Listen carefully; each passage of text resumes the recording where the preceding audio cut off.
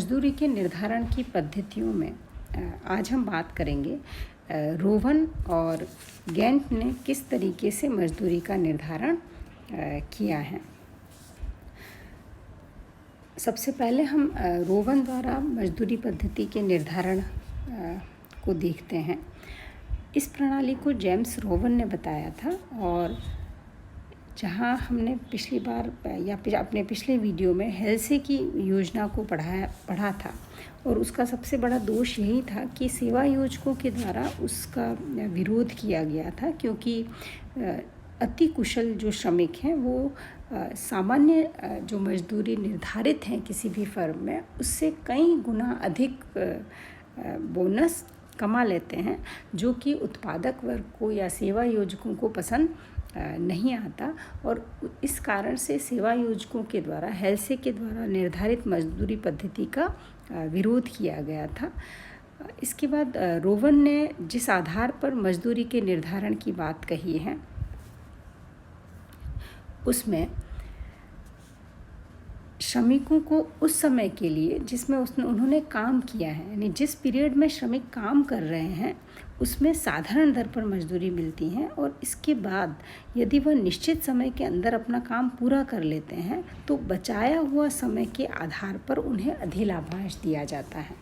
यानी जितना भी कोई भी काम मान लीजिए उसका निर्धारण है 8 घंटे में उसे पूरा करना है, तो अगर मान लीजिए किसी श्रमिक ने उसे 8 की जगह 6 घंटे में पूरा कर लिया तो उसने कितने घंटे बचा लिए? काम के 2 घंटे बचाए। तो 2 घंटे में जब वो अतिरिक्त कोई भी काम करेगा तो उस पर भी उसे अतिरिक्त मजदूरी का भुगतान किया जाएगा, जिसको कि रोवन ने अधिलाभांश कहा है। और अधिलाभांश का भुगतान या अधिलाभांश का आकलन इस आधार पर किया जाता है कि अधिलाभांश निकालने की जो मेथड है वो यह है, बचा हुआ समय यानी जितना भी एक्स्ट्रा टाइम जो बच गया है, फिर प्रमापित समय जो भी जिस निर्धारित समय में काम किया जाना था, मल्टीप्लाई बाय काम पर लगाया गया समय इंटू प्रति घंटा दर, यानी प्रति घंटा कितनी मजदूरी मिलनी चाहिए वो प्रति घंटा दर है, और काम पर लगाया गया समय यानी कितने समय में काम पूरा किया है, इसे हम समझ सकते हैं। एक एग्ज़ाम्पल से भी हम इस चीज़ को रोवन के मजदूरी निर्धारण को समझ सकते हैं कि मान लीजिए कोई काम को ख़त्म करने में 10 घंटे निश्चित किए जाते हैं, यानी किसी भी काम को कितने घंटे में करना है? 10 घंटे में करना है। पर मान लीजिए एक श्रमिक उसे कितने टाइम में ख़त्म कर लेता है? 8 घंटे में ही समाप्त कर देता है। तो इस प्रकार उसने कितने घंटे बचा लिए? अपने 2 घंटे बचा लिए। इसके अलावा यह भी मान लीजिए कि श्रमिक की निर्धारित मजदूरी की दर 1 रुपये प्रति घंटा है। कितना उसको हर प्रति घंटा कितना मजदूरी मिलती है? 1 रुपया। तो ऐसी स्थिति में श्रमिक को प्राप्त होने वाली मजदूरी कितनी होगी उसका निर्धारण हम कर सकते हैं।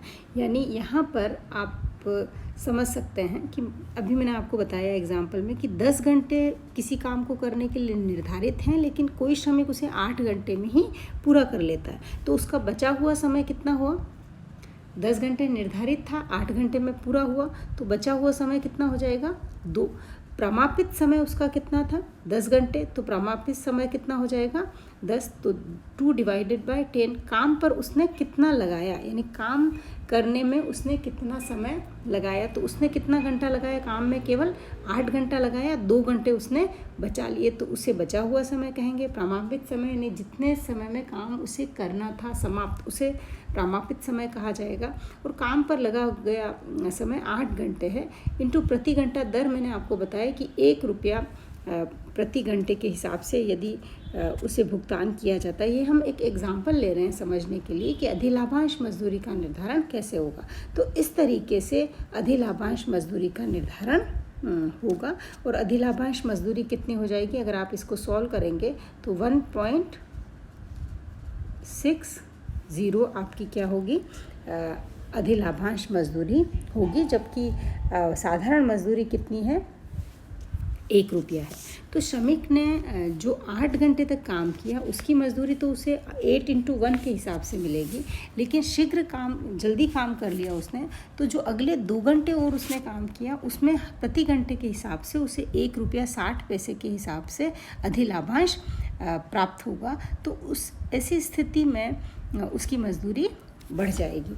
इस प्रणाली के कुछ गुण भी हैं रोगन की मजदूरी निर्धारण पद्धति के, और जिसमें श्रमिक को जल्दबाजी करने का प्रलोभन नहीं रहता, क्योंकि वो अपने काम को जितनी शीघ्रता से अच्छे से समाप्त करते हैं उसी अनुपात में उतना बोनस नहीं मिलता। उसको जितना एक्स्ट्रा वो काम करेगा उसके आधार पर ही उसे फ़ायदा मिलेगा।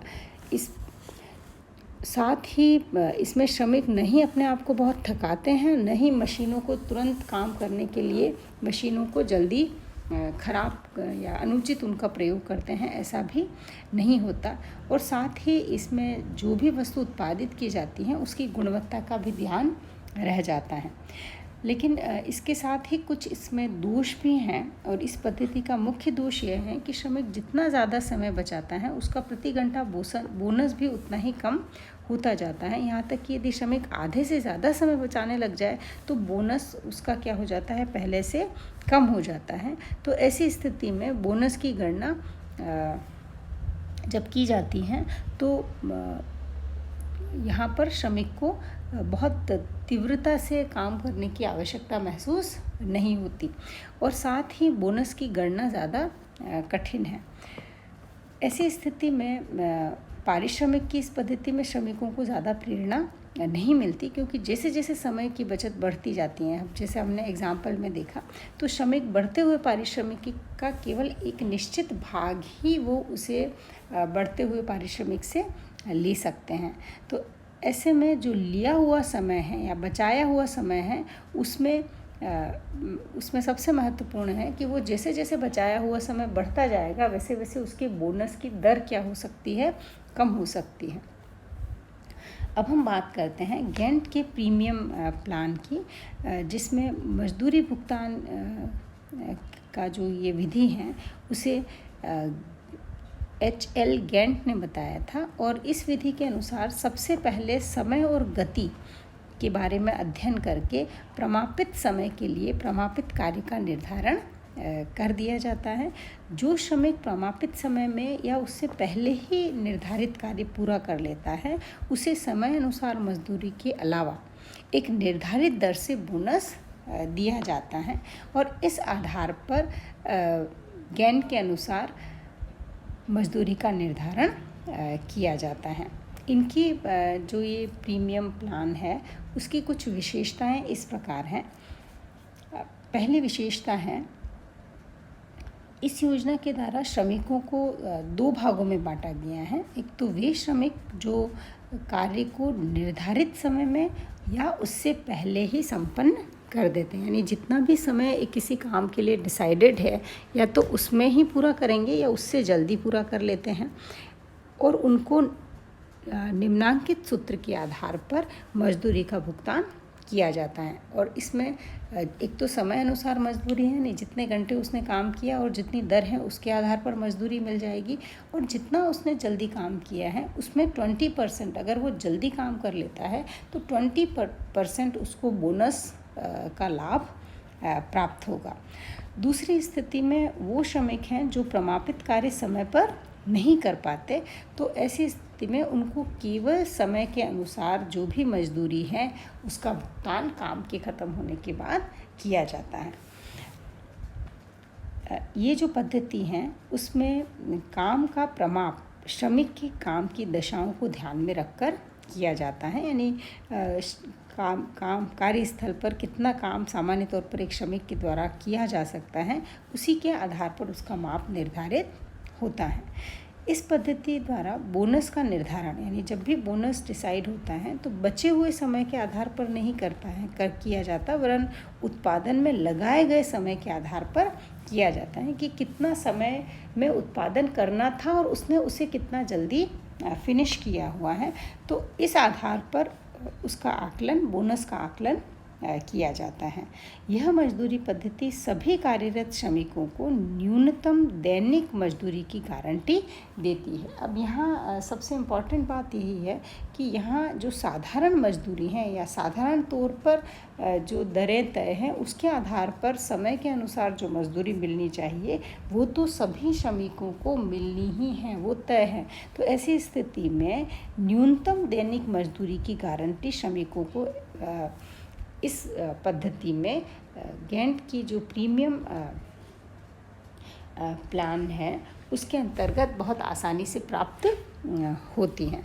इसे हम एक एग्ज़ाम्पल के द्वारा भी समझ सकते हैं कि मान लीजिए किसी उद्योग में काम करने के लिए जो प्रामापित समय है वो 10 घंटे है। यानी किसी फर्म में कोई मज़दूर काम कर रहा है तो उसे कितना काम करना है, वो कितना निश्चित किया गया है कि उसे 10 घंटे काम करना है और मजदूरी की दर प्रति घंटा 2 रुपये है। यानी 10 घंटे वो काम करेगा और हर घंटे उसे कितनी मजदूरी मिलेगी, 2 रुपये मजदूरी मिलेगी। और बोनस जो है उसका प्रमापित समय का 25% निर्धारित किया गया है। यानी ये चीज़ें पहले ही एक फर्म के द्वारा तय कर ली जाती हैं कि कितने घंटे काम करना है, हर घंटे कितनी मजदूरी मिलेगी और यदि वो काम को अपनी समय से पहले ही पूरा कर लेता है या ज़्यादा कुशलता से काम को ख़त्म करता है तो ऐसी स्थिति में 25% बोनस की दर को निर्धारित किया गया। अब मान लीजिए यदि कोई श्रमिक उस काम को 10 घंटे में पूरा करता है तो इस योजना में उसको कितनी मजदूरी मिलेगी, यानी 10 घंटे तो प्रमापित समय में ही उसने काम किया। तो ऐसी स्थिति में प्रमापित समय में काम पूरा कर लेने पर उसे 20 रुपया मजदूरी मिलेगी और यदि बोनस उसे मिलता है 25% के हिसाब से तो उसे 2.5 रुपया बोनस का मिलेगा और ऐसी स्थिति में उसकी कुल मजदूरी कितनी हो जाएगी, 22 रुपये 50 पैसे हो जाएगी। लेकिन यानी अगर उसने प्रमापित निर्धारित समय में काम पूरा कर लिया तो उसे 2.5 रुपये यानी 2.5 रुपया बोनस के रूप में प्राप्त होंगे और उसकी जो मजदूरी है वो 20 रुपये की बजाय 22 रुपये मिल जाएगी। लेकिन सभी श्रमिक प्रमापित समय में काम पूरा नहीं कर पाएंगे और जो काम तो पूरा करेंगे लेकिन समय पे नहीं करेंगे तो ऐसी स्थिति में उन्हें केवल साधारण मजदूरी ही मिलेगी।